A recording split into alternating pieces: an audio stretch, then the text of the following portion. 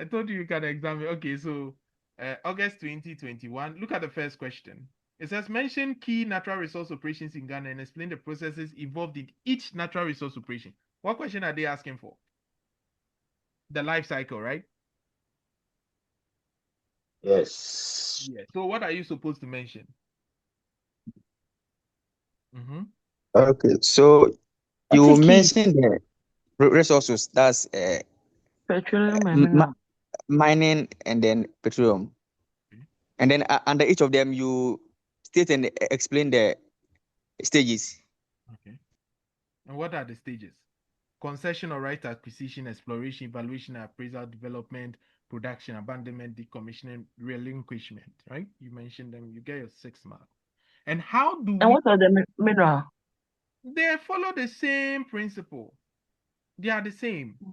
Whether petroleum or mineral, you go through the same, you get a license, you go and search, you start putting, gathering data. After gathering the data, you set up machines, you start extracting whether gold or oil, right? Then after you do everything, you restore the land bank to its position, then you give it back to the government. Meboa. Is it not the same for all the minerals? Even fish. Get a license to fish. Meboa.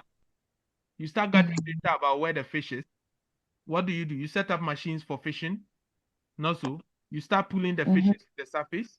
When you finish, you must restore the fishes back by putting fingerlings and other things to grow. When you finish, don't you give back the land to the government? It's the same thing. Timber, the same. It applies to every natural resource. If you go, they ask you mineral life cycle or the life cycle of petroleum. Are you getting it? It's literally the same thing. Or the 3 types of petroleum. Prof. Yes, please. So under mining, I thought you mentioned the reconnaissance. That's equal to the exploration, then prospecting. You can still use exploration. They'll mark it. Okay. Of operations Okay. in natural resources. They didn't specify. So all natural resources go through these phases. Do you understand? Technique. Yes, please. Otherwise, you go and beat about, you waste time talking about mining differently, petroleum, but they are all the same stages.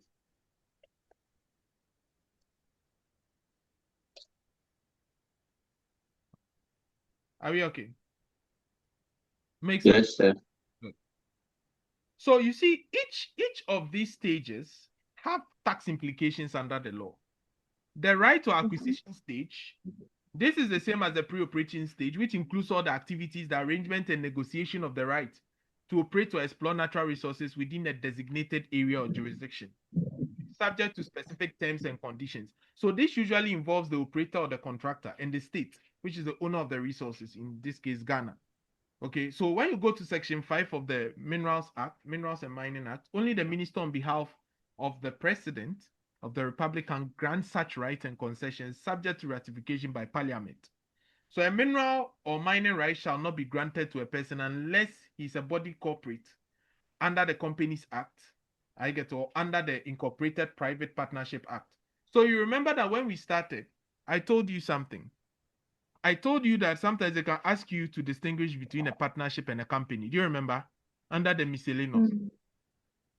Yes, sir. Yeah, so you can go and they ask you the different ways government or contractors can venture. What kind of organization can they be? They cannot do sole proprietor. They can only do partnership. They can do companies. They can do JVs. All right. So you must know what those things mean. So how are these taxed?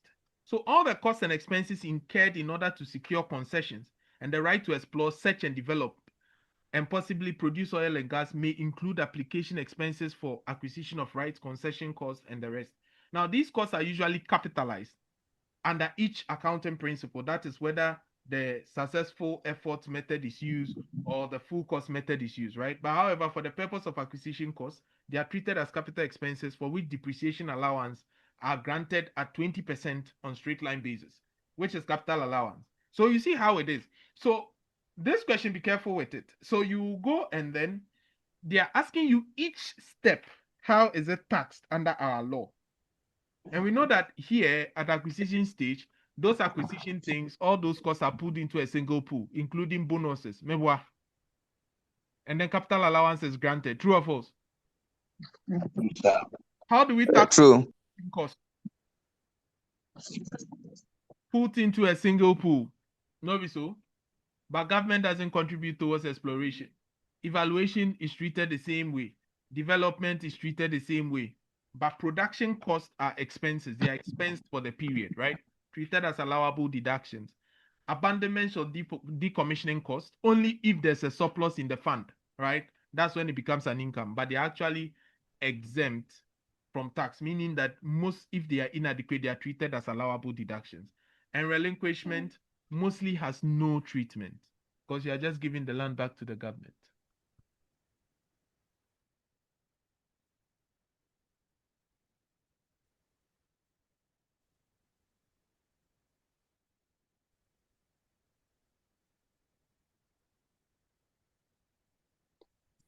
So, Prof, so can you say that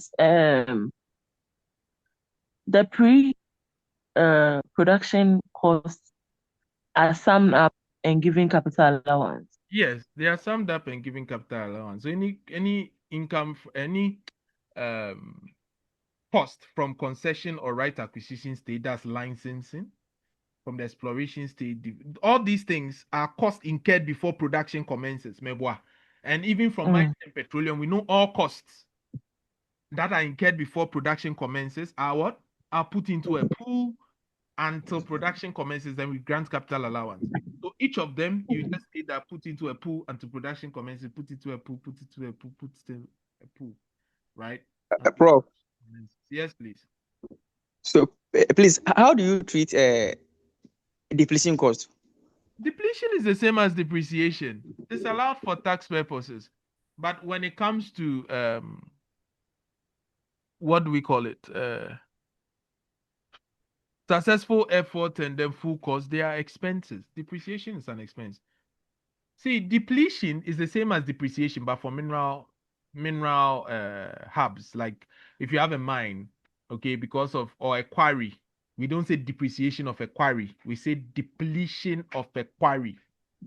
Okay, because it depletes as you are fetching the sand. Some people even use degradation, like land degradation. Do you get it? Okay. Yeah, so depletion is the same as depreciation. And amortization for intangible assets. So when they say depreciation, depletion, and amortization, is literally the same thing, but for different kinds of assets.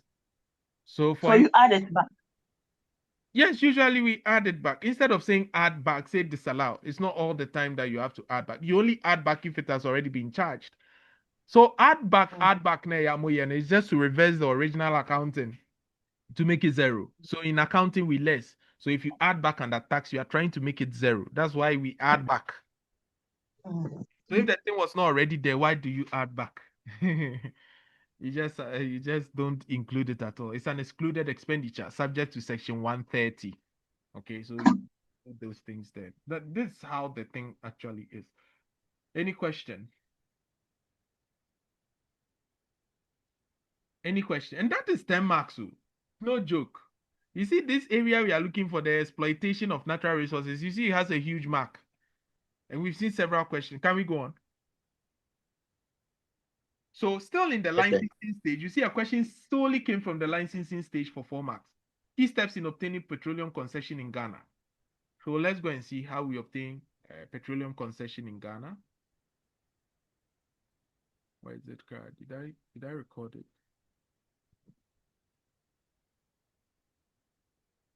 Yeah, we'll get there. I think it's down there when we get to the legal framework. So don't worry. Discuss the key benefits associated with the surface right. This question came in August 2024, and most people left it. This is still under the acquisition or right stage. You remember that licensing and acquisition, you need a surface right. A surface right is simply the legal right to use the surface of a piece of land, simply the license. You see how they tricked you? You see how they trick students? You see how they trick students?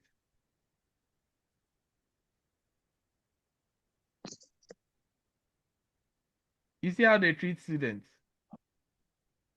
Yes, sir. Key benefits associated with a surface right, a license. Okay, so a surface right refers to the legal right. That means you have been licensed. to use the surface of a piece of land or sea for specific purposes, like agriculture, construction, residential, commercial development. It grants the holder authority over the land surface, but that does not necessarily include what? Ownership. Ownership. So that is why there's relinquishment. If I give it to you on a lease for a very long time, does not mean you own it. So at any point in time or after a specified period, I may take it back. All right. So we can have ownership of subsurface, that's minerals, oil, gas. We can have air rights above the land. In many jurisdictions, surface rights and mineral rights can be separately owned, meaning that a surface right holder may not have the authority to extract minerals beneath the land unless explicitly stated. So you can have surface rights, okay, but you may not go beyond the surface. So this is where people have, let's say, if I'm dealing with a quarry, right? Or I'm dealing with timber, you know, those ones are beyond, above the surface. True or false? Mm-hmm. So anything beneath the surface, unless it is explicitly stated in the agreement, I cannot dive deeper because I only went for a surface right. Does it make sense? Yeah. Who didn't get it? I believe this question and answer approach is helping. Yes, sir. I think I 8 marks. And they said, and then its benefits. So you are coming to know the benefits. What happened? I didn't eat that. We want cool chop, share. Oil and gas, no cool chop. So the key benefits of surface right. Why do you think surface rights are important? You can use your mind, but let me enlighten you small. One, exclusive use and control because it is yours. You have applied for it, right? So the holder of the surface right has the exclusive authority to use and control the land for lawful purposes. Like you can use it for farming, construction, business operations without interference from third parties. Even government cannot interfere. So there was a case where this guy had a land. The land was rich with deposits, okay? And then someone acquired the surface right for the guy's land. He was being paid royalty, but he passed his back to take what was under the land, and he sued them, and he won the case. Do you get it? So that's exclusive use and control. Makes sense? Please be writing these points. So, are we okay? Are we okay? Yes, brother. Good. 2 is security of tenure. Now, surface rights provide long-term security for the right holder, ensuring that they can develop and use the land without fear of arbitrary eviction. Okay? Because now there's long-term security. I told you it can be for 30 years, 25 years. So it is particularly important for businesses and farmers who invest in land improvement. Then we have the right to develop the land. Okay? Now, the surface right holder can develop the land by constructing buildings, roads, irrigation systems, or any other infrastructure to enhance the value and productivity of what he is doing. Okay, so yes, I've given you the land. Look, surface rights, let me give you a typical example. In Ghana, okay, if you want to do massive farming, you see, when you go to the rural areas, you can go and lease land from the Cheese. kings, right? For some number of years, meboa. Sometimes the king tells you that my brother has died, I'm taking all the land, and there's you to me foko. Get it. But you realize that you put irrigation systems, you do all that. That's surface rights. Are you getting it? So if this thing should Yeah. come, none of you is going to miss it, right? Mm-hmm. Okay, there's also a potential for economic benefit. The landowners can generate income by leasing, selling, or using the land for commercial activities like agric, real estate, and industrial development. You can also get land-based loans and credits. Like there are some companies that give loans to farmers and those things. If you have a surface right, you can enjoy them. Then you have legal protection against unlawful interference, like government interfering and all that. Sometimes that's why those who buy these lands from the chiefs, the government doesn't go there because there's land and legal protection against those ones, right? And the surface rights can often be passed to heirs or people. If I've done this farming for a long time and I have these arrangements with the kings, I can just transfer it to my child and it carries on the agreement, right? And there's freedom to enter into this agreement. Okay, so these are the benefits of surface rights. I hope you won't forget. Because at this time, I know people's memories are heightened. I hope you won't forget. That's why I try to relate it to our normal Ghanaian setting so that at least you get something to say. Who has a question? Who has a question?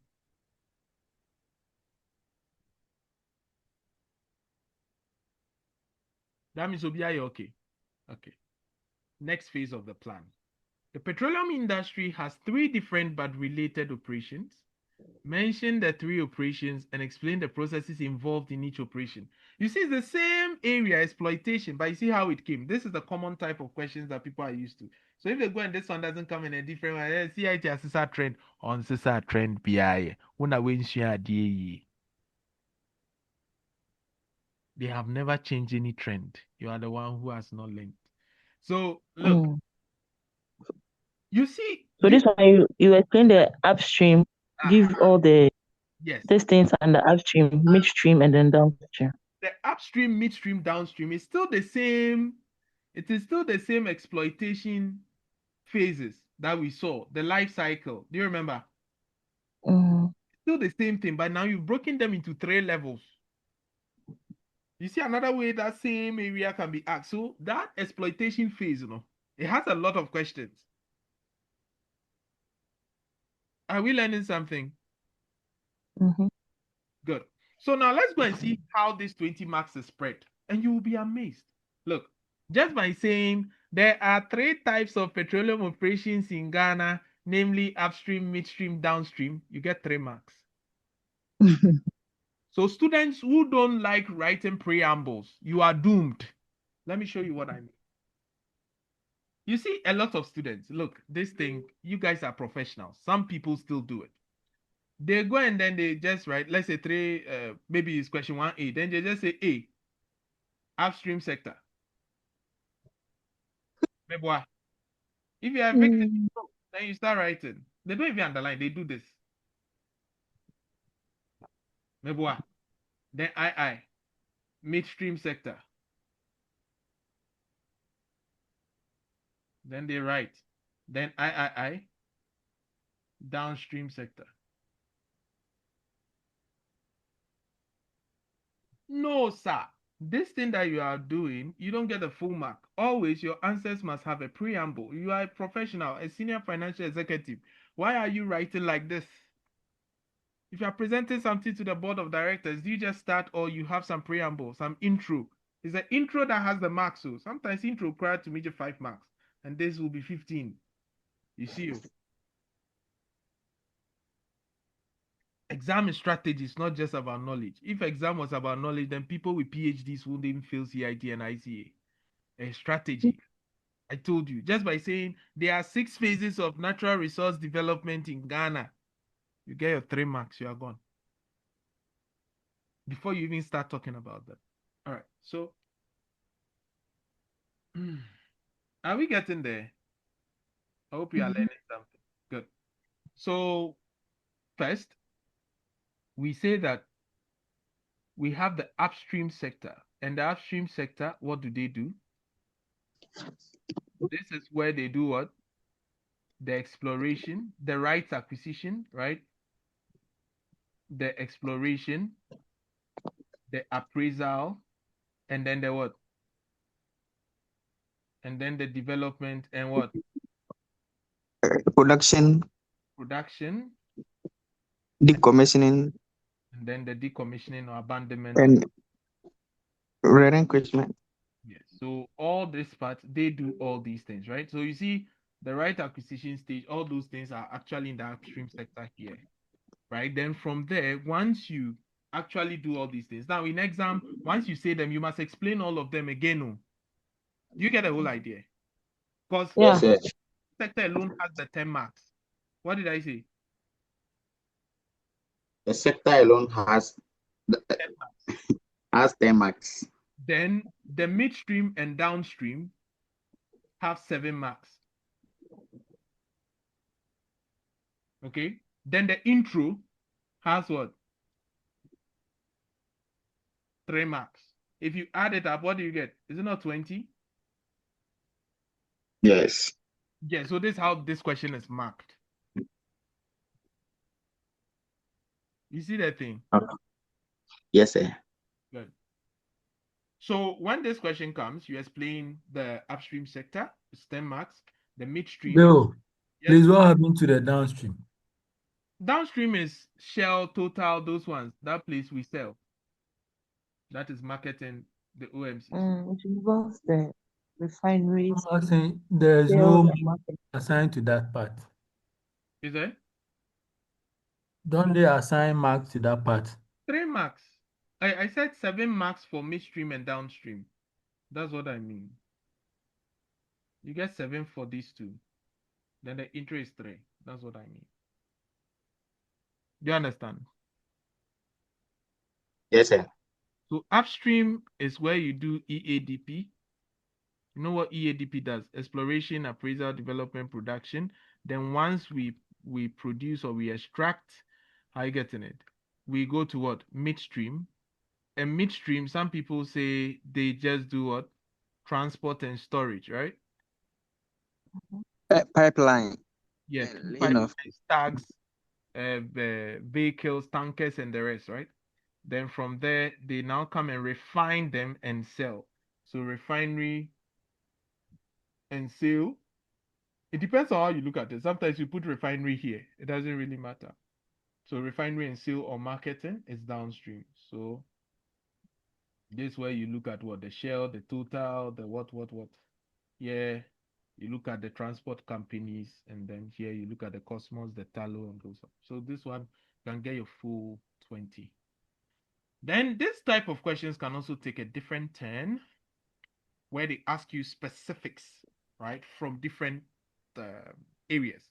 So here they are telling you to talk about a dry well and reservoir, rigs and drills. I believe, Gideon, you were mentioning these things, right? Yes. Anamebwa. Earlier when I was asking whether they asked yes, please. Yes, please. Yeah. right? Yeah. Yes. And this question is from my question bank. There are a lot of questions there. Plenty. So we continue. This thing is not available to the general public. So depletion and depreciation, you see, it came decommissioning, rehabilitation, small scale mining, and mineral operations. And this thing is 20 marks. Can you imagine? We don't need my show. Oh, but wait, assuming a student does not know dry well and reservoir, they can do rigs and drills. By all means, they know depletion and depreciation, decommissioning. Dry well. We didn't find oil in the wells. Okay. You explain it literally. That's what it actually means. Dry well has nothing. Okay, so let's see them. So a dry well is an exploratory or development well drilled to find oil or gas, but fails to produce commercially viable quantities of hydrocarbons. It may contain water, non-commercial hydrocarbons. That means the ones that cannot be sold or be completely barren or no is that's what you said, you'll be given. So dry wells are considered unsuccessful and are often written off as exploration expenses in tax calculations. Example under the successful effort method. Makes sense. Simple, right? I hope now when dry well comes, you can explain. Yes, sir. Thank you. Reservoir. Now, a reservoir is a subsurface geological formation that contains significant accumulations of hydrocarbons, that's oil or gas. It's always oil and gas because what brings the gas is the heat from the oil, the chemical reactions, right? So it's always oil and gas, not oil or gas. All right. So it consists of porous and permeable rock layers. Okay. Look at what they can also ask you. They can say, what is a porous well? Boy. Then people get confused. So they can say, what is a dry well and what is a porous well? A porous well is a reservoir. Because if it is not porous, the oil cannot come to the top. You can see a place that has oil, okay? But when you dig, there's fire. You can never cross that boundary. That means it's a non-porous well. Do you get the idea? You see Yes, how sir. they tricked you. Yes, so this one. Phil, Sir, there is a one. Can you say that it contains both producible and non-producible oil? Of course, why not? Because when they lost meet me and Baba. sir, Yes, please. There's a term called hydrofracking. Is it a term that is used to, I mean, extract hydrocarbon from reservoirs? It's one of them. There are many methodologies. Okay. So every company, you know, some companies come from the US, they use different techniques, others come from other places, right? You understand? Um, Yes, um, sir. um, Yes, sir. What Prof, happens is that can you say that reservoir is the same as oil in place? no, the reservoir has oil in place and other things. Okay. Do you get it?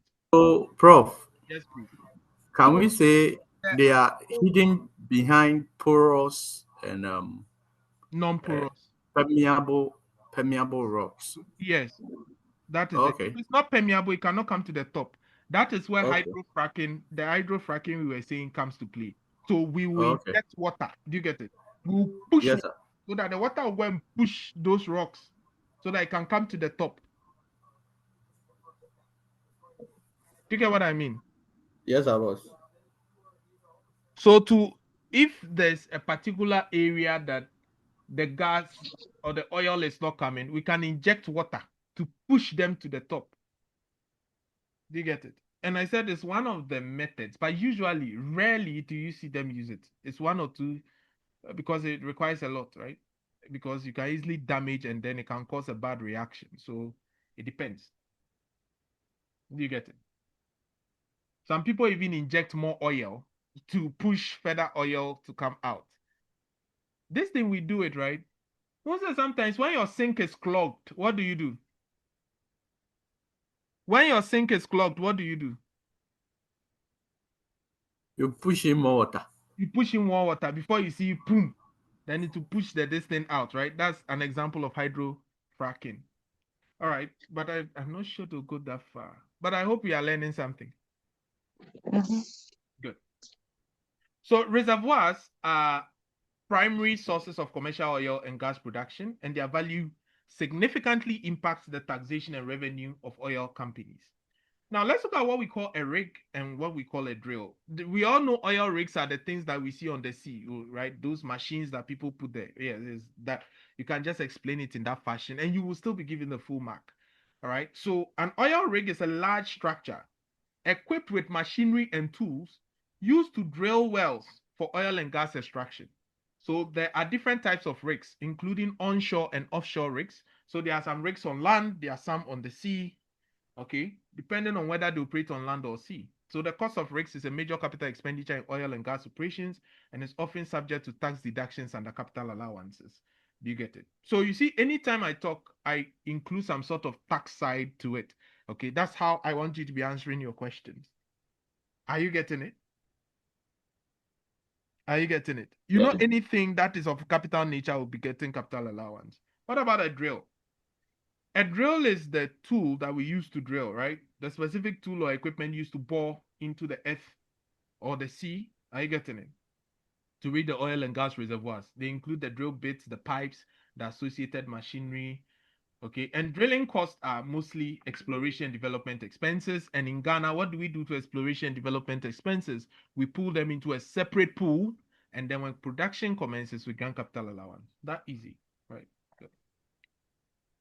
Depletion and depreciation. What is the difference? Now, depletion is the gradual exhaustion of a natural resource like oil, minerals due to extraction. The more you take it, the mineral resources deplete. I was saying it the other time. Do you remember? So it is an accounting and tax concept that allows companies to recover their investment in natural resources over time through tax deduction. Okay, so because if I'm drilling, I'm losing part of the minerals. Do you get it? So I keep charging a depletion, which is like depreciation, based on a percentage of revenue or a percentage of the reserves, whatever. Do you get it? Then depreciation is the reduction in value of tangible assets, depreciable assets over time due to wear and tear, obsolescence, or usage, or even deflection of time, right? And we know depreciation is not allowed for tax purposes. It can be depreciation has so many methods I can't even mention, but people only think there are two: machine hour method, double declining method, weighted average method, straight line method. Even straight line, we have about 4 or 5 ways we do straight line. And some of delegates. some of yes, the get is there. So many methods, right? And it depends. But unlike depletion, which applies to natural resources, depreciation applies to fixed assets. So you get a distinction now. Depletion applies to what? Depletion applies to what? Natural resources. Natural resources. Depreciation applies to tangible fixed assets, right? Tangible fixed assets. Yeah. Depreciation applies to what? Intangible assets. Makes sense. Mm. Makes sense. Yes, sir. Please come again. Depreciation applies to fixed assets, tangible fixed assets. Depletion applies to natural resources like a well, like oil. Do you understand? Then amortization applies to intangible assets like a patent, a license, right? We amortize it over the years. So if I acquire a license for $1 million, okay, and I know that I'm using this license over 25 years, so I can come up with an amortization policy and divide this over 25. Then each year I recognize the portion of the license that has dropped or that has been consumed. Does that make sense? Yes, sir. Anyone with a question? So far, so good. Mhm. Good. Decommissioning and rehabilitation. Now, decommissioning refers to the process of safely dismantling oil and gas production facilities after the end of their operational life. Now, this includes plugging wells, removing water, and restoring the. Yes, please. Please mute your mic. Oh, please mute your mic. So decommissioning costs are substantial and often accounted for in financial statement through decommissioning provisions, according to IAS 37 and IFRIC 12. That's the standard and the standard interpretation. Now, these costs may be deductible through decommissioning provisions. Now, these costs may be deductible for tax purposes, reducing the taxable income. So when we go to deductions of companies, which we'll look at later, you see that they are also allowable what? Deductions, right? Unless there's a surplus where it becomes an income. You remember I told you that when these decommissioning costs are inadequate, they are charged as allowable deductions. What do I mean? Look at this. I made a provision that I will spend 600 million Ghana cedis to decommission, right? To restore the land back to its process. Then at the end of the day, I ended up spending 700 million. What happened? It means that whatever I saved was inadequate. So I had to incur extra expense of how much? 100 million. That this should be treated as what? An Allowable deduction. allowable expense. Makes sense? Makes sense. The same way that if there's a surplus, I treat as an income. If the fund is inadequate, I treat it as an allowable expense. Are we all okay? Yes, sir. Good. So go to rehabilitation. Now, rehabilitation is a process of restoring land and ecosystems affected by oil and gas operations or mineral operations, right? It depends from the international way. But in Ghana, we use rehabilitation for minerals. Do you understand? So we'll rather say that for what? A mineral operation. So land reclamation, reforestation, pollution mitigation. In many jurisdictions, rehabilitation may be tax deductible or funded through environmental bonds required by regulators. And we know that in Ghana, rehabilitation is just treated like decommissioning, right? If there's a surplus or a breach, it's an income, right? But if it's inadequate, it's an allowable expenditure. Good. These things are not difficult, but if you don't know, you don't know. Small scale mining refers to mining activities carried out by individuals or small groups using relatively simple tools and equipment, like what do we call it? Shovel. I'm gonna see Sophie. Pickaxe. It's a pincas. What else? That thing that they turn like this guy. You know, those are the simple tools. Yeah, they use fine machine. The typical involves typically involving artisanal methods, minimal mechanization, and lower production volume. So the small-scale miners are often subject to different tax regimes, including reduced royalty rates, simplified licensing processes, and incentives to promote local economic development, right? Subsidies, sometimes government. This is not galamsey. Oh. Please don't get it. Don't get it wrong. People think when we say small scale mining, we mean galamsey. No, these are people who are registered. Yeah. They are registered. But some people think small scale mining is galamsey. Galamsey big scale that wafa workers. All right, so let's look at mineral exploration. Now, mineral exploration is the process of searching for mineral deposits through geological surveys, sampling, and drilling. You can end here, right? Then you now explain more that during the exploration phase, all costs are pooled under the Ghanaian law, You will get it. Make sense?